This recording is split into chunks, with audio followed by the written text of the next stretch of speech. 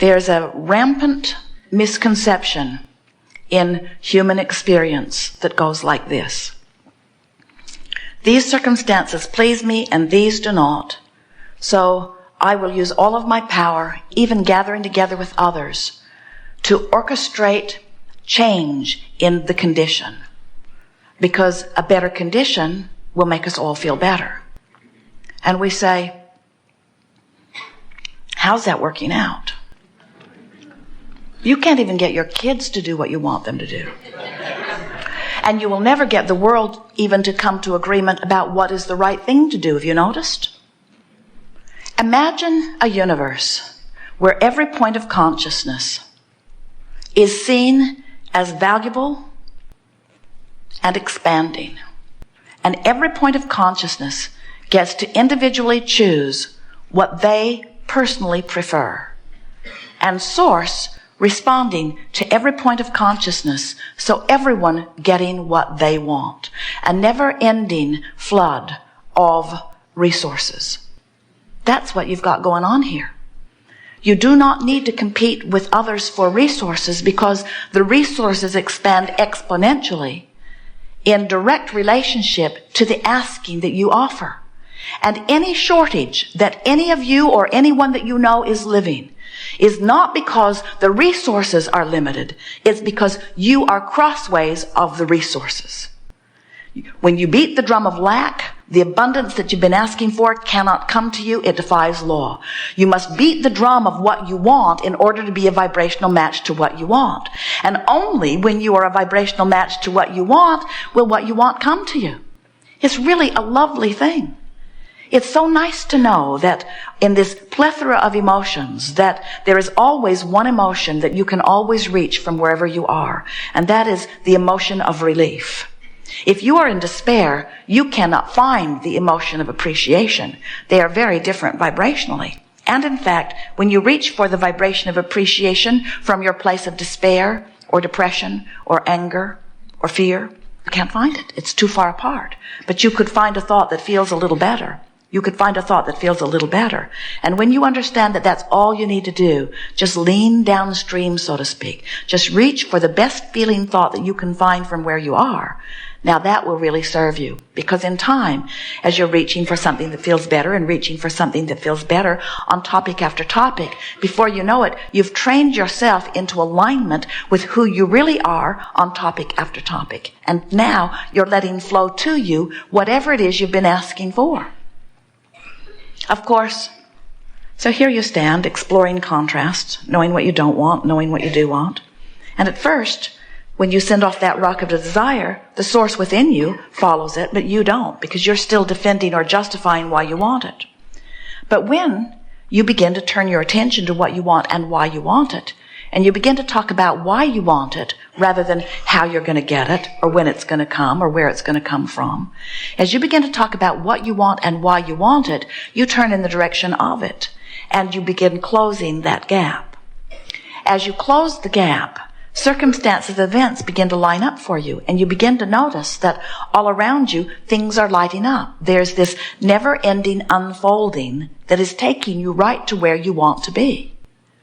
We think it is such a lovely thing when you catch on that your emotions tell you everything, and that the better you feel, the more you are moving toward what you want, and the worse you feel, the more you are not. We also think it's a wonderful thing that you have manifestations that show you exactly where your vibration is. Do you understand that whatever it is you are living is a perfect vibrational match to what you've been thinking and feeling? Isn't that nice to know? Nothing that you're living just came out of the blue. Sometimes it comes out of the oblivious, but it never comes out of the blue. You're offering a vibration about it, or it could not happen. Let's say that there's a condition in your body and it's not pleasing, maybe even frightening to you. And we say, oh, all it is a manifestational indicator of vibration. If you don't like the manifestation, just change the vibration and the manifestation must shift. Very simple. We don't see you at your gas station, slumped there in the driver's seat, looking at the empty indicator, in total despair, You roll your window down and wait for the nice man to come. And you explain to him that you had hoped for so much more. Look at my indicator.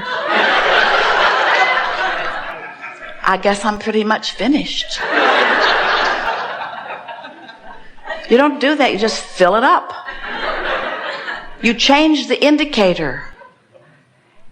And we want you to understand that you can change the indicator, which means you can change any manifestation. It doesn't matter if you have 12 what they call deadly diseases. It's only an indicator of vibration, and vibration is only what you've been thinking. Change the thought, change the vibration, the indicator must change. It is law. But if you are like so many people who offer your vibration because of what you're looking at, do you see the problem you would have at the gas station? You're looking at the empty indicator, which means you're done. And we want you to understand that the indicators change so rapidly. But more than 99% of every creation is completed vibrationally before you see the evidence. So you can change the thought, which changes the indicator, which is the emotional response. But it's a little while before the manifestation catches up with the emotional indicator.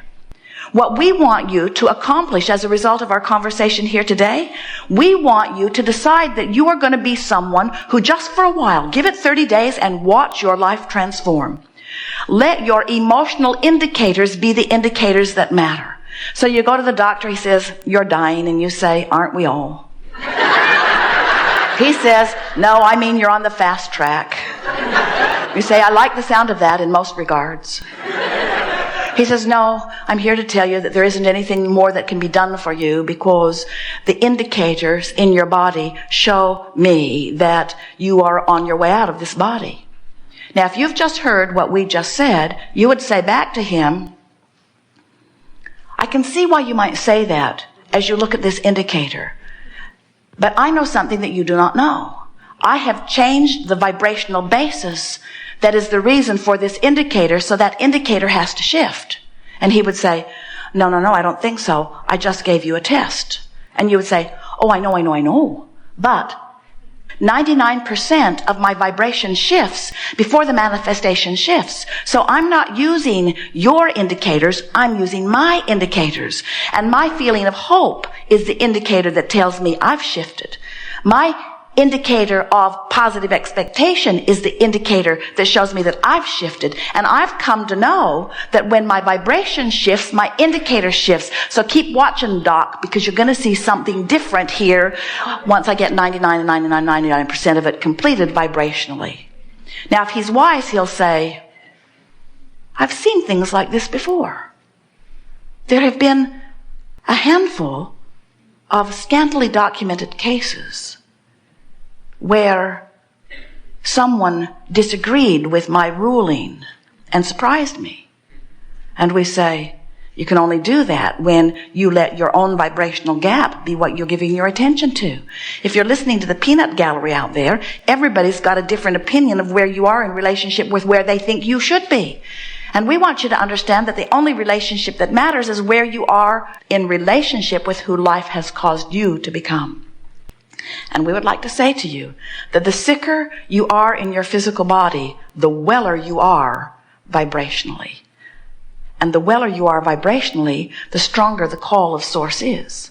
But you got to turn in the direction of it. And fear is turned upstream. We see you. You take your raft down to the river, you put it in, and invariably, you human buggers, you turn it upstream and begin paddling very hard. And we say, why not go with the flow? And you say, oh, that's far too easy. That just seems lazy. Anybody could do that. We've been trained to try hard. We've been trained to struggle, to persevere, to be virtuous and valiant. And we say, but nothing you want is upstream. You're not even making any headway. You're paddling and paddling and paddling, but you're not getting anywhere against this current. All you're doing is keeping yourself from enjoying the ride. Everything that you want is downstream. And the reason that we know that is we're downstream with it. The reason we know that is because we saw you coming in. You are part of that which we are. We watched you with the contrast. We saw that which you have become. We gave our undivided attention to what you've become. We've been calling you toward it ever since. But you're going the wrong way. Negative emotion always means you're going in opposition to who you have become and what you want. No exceptions every time.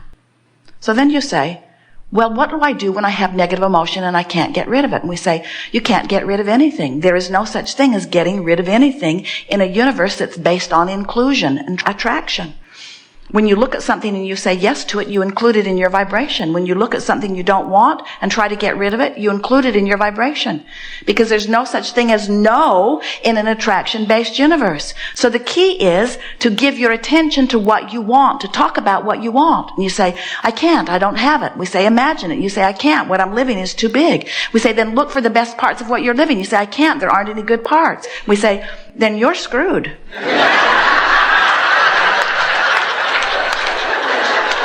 If you have no ability to reason, if you have no ability to decipher, if you have no willingness to try to feel a little better, then you are on empty, and hang on, it'll be over soon.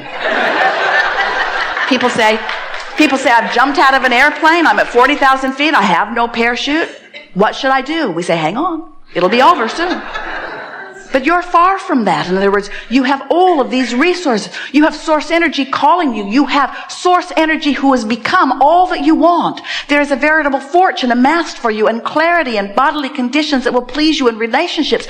All of the things that your life has helped you carve out are here for you, calling you toward them, and so close to you. If you knew how close you are to the success that you want, and if you would let the success that you seek be emotional success of joy, if you would say, nothing is more important than the way I feel, and today, no matter where I'm going, no matter what I'm doing, it is my dominant intent to look for that which I'm wanting to see. Oh, I can't help but decipher, but once I come to a conclusion, I'm going to give it my undivided attention. Do you go to the buffet and say to the nice people behind the counter, I don't like that, and I don't like that, and I don't like that, and I don't like that, and I don't like that, and I don't like that. I really don't like that. That sort of makes me sick even to look at it. I don't like that, and I don't like that, and I don't like that. And in time, they would say, this might go faster if you would just tell us what you do want us to put on your plate. We think that your ability to decipher contrast has sort of gone awry in the sense that you become so problem-oriented. That's what's going on with this global warming thing. Do you know, if you were to accurately depict the bad things that are going on your planet in relationship with the good things, and CNN or some other news channel were to make a commitment that they would give you a proportionate accounting of what's going on, the news would go zip across your screen once a year. Zip. And you say, what's that? Oh, that was this year's bad news. But instead, they scour the planet after sending their own insiders of trouble. And they focus upon pockets of things not going well. They exaggerate them, put music behind them, and put them on an incessant loop, and feed them into your living rooms. And you come away with it with a distorted, disproportionate view of this magnificent planet of well-being upon which you are living. You don't focus there and destroy your planet because you are not the creator of this planet. Good for you. You don't destroy the planet by focusing negatively upon it. You just use it as your temporary excuse to not allow you to be who you are. In other words, you just use it as one more reason to not allow the resources that are flowing to you to flow to you. The good news is the dilution ratio is such that many of those who are really worried about things, the longer you live, the more you find to fuss and worry about things. You keep croaking. And that's such a good thing. Because when you do, you reemerge back into pure positive energy, and new energies come forth frisky and knowing well-being predominantly. Then there is the animal content of your planet. They are pure positive energy. Those that you domesticate begin to act a little bit like you, but those in the wild who are on the whole pure positive energy, they are adding enormously to the balance of your planet. And then there are those like you who come into conscious, deliberate alignment, in other words.